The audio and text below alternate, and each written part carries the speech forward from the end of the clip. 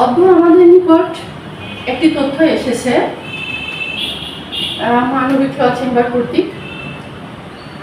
তথ্যটি হচ্ছে, থানা থেকে কোর্টে আসামি চালান করার জন্য গাড়ি ভাড়াটা আসামির লোকদের দিতে হয়।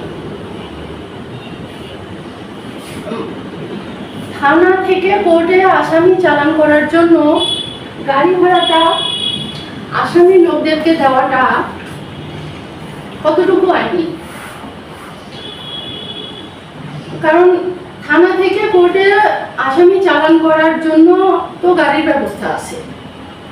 হাইওয়ে সাধারণত অটো রিক্সাতে বা বাইরে বাসে থানা থেকে কোর্টে আসামি চালান করা তো একটু রিক্সও হয়ে যায়। আর অতিরিক্ত ভাড়ার দরকার হলেও সেটা থানাই বহন করবে, আসামির লোকরা তো কোনো ভাড়া বহন করবে না।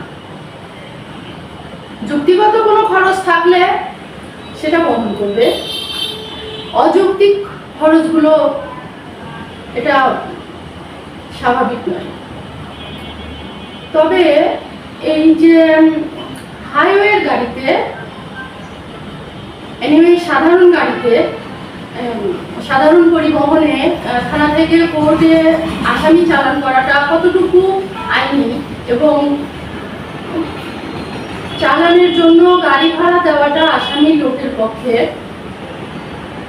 মানে আসামি লোকের জন্য কতটুকু আইনি, এই বিষয়টা সম্পূর্ণ পর্যালোচনা করার জন্য আমি সম্মানিত পুলিশ সুপার ও পুলিশ কমিশনারের বিশেষ দৃষ্টি আকর্ষণ করছি।